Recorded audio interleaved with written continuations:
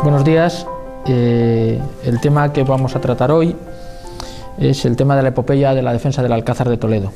Lo vamos a tratar como un tema de actualidad, no como un tema histórico exclusivamente, dado que es uno de los grandes mitos de la guerra civil y que dentro de la ley de la memoria histórica y de toda la campaña, digamos, propagandística y de manipulación de la historia que durante los últimos años está sufriendo la historia de España, pues uno de los temas famosos y recurrentes.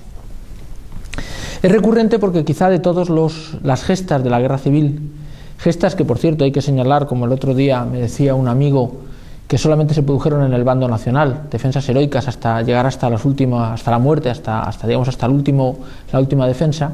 Quizá de todas, la más famosa es la del Alcázar de Toledo. Son famosas la del santuario de Santa María de la Cabeza, la defensa de Oviedo, pero yo creo que en la mitología colectiva, en la fama, digamos, de esa última guerra romántica que es la guerra civil, sin lugar a dudas el Alcázar de Toledo es el mito por excelencia. Un mito que no desde hace unos años, desde que ha empezado la ley de la memoria histórica, sino desde hace mucho tiempo ha sido manipulado, tocado, digamos, transformado, pues con una clara voluntad propagandística dentro de esa capacidad grande que tiene la izquierda política, pero también la izquierda historiográfica, de hacer que los hechos sean distintos a como fueron.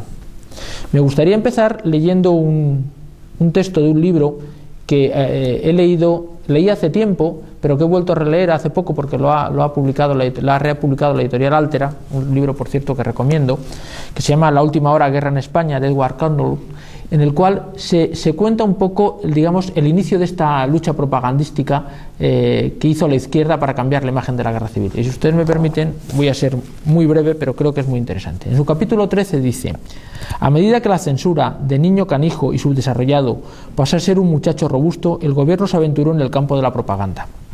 Con anterioridad a la guerra no había existido en España ninguna forma de propaganda de este tipo.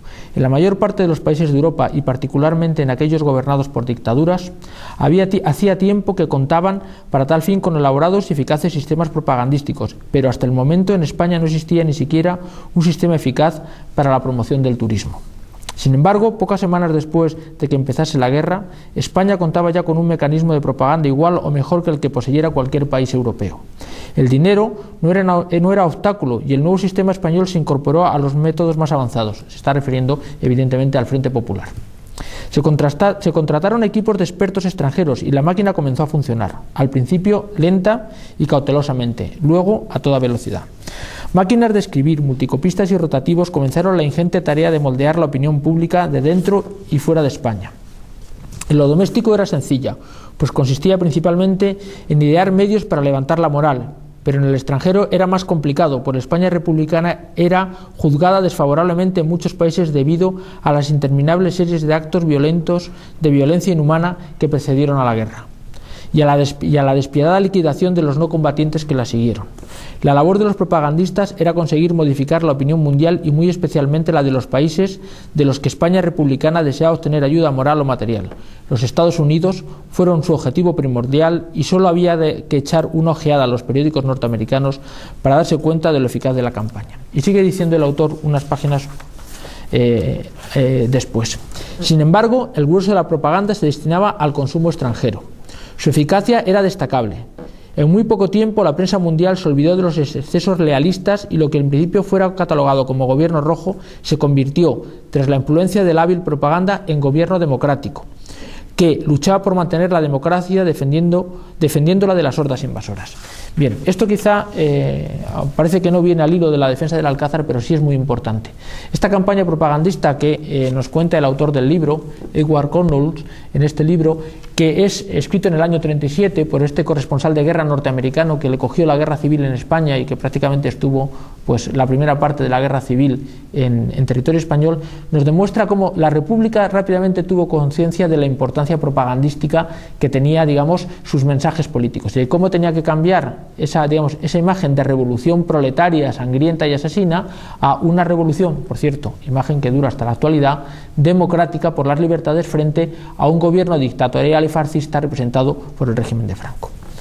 En este ambiente que les he descrito brevemente y que ahora la guerra civil está volviendo a ser recogida por la memoria histórica, nos encontramos el tema del Alcázar. El tema del Alcázar fue su defensa, que como saben ustedes se produjo entre el 21 de julio y el 27 de septiembre de 1936, es decir, a lo largo de 70 días, siendo una gesta de la que luego hablaremos con más detalle, pero verdaderamente encomiable y como dice su nombre, heroica, pues fue uno de los objetos, digamos, de ataque de esta propaganda por parte del Frente Popular que gobernaba en España. Y fue porque muchos países europeos, muchos de ellos católicos, derechas, conservadores, vieron en la gesta del Alcázar la defensa del mundo occidental y de la cultura con sus valores tradicionales frente a la oleada marxista y comunista que desde Rusia venía y que estaba representada en España por el Frente Popular.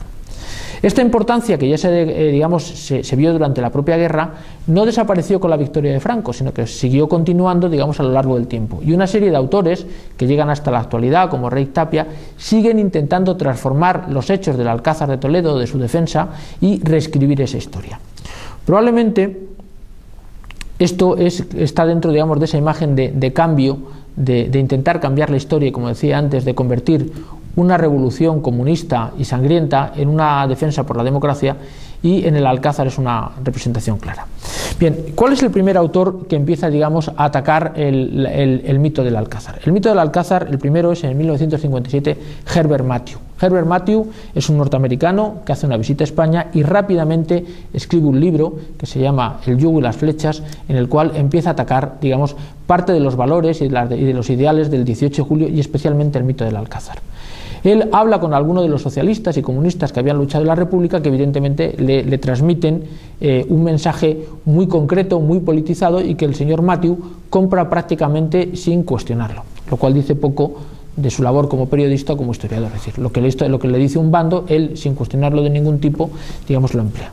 Y fundamentalmente esta revisión del mito del Alcázar, del antimito del Alcázar, tiene tres partes importantes.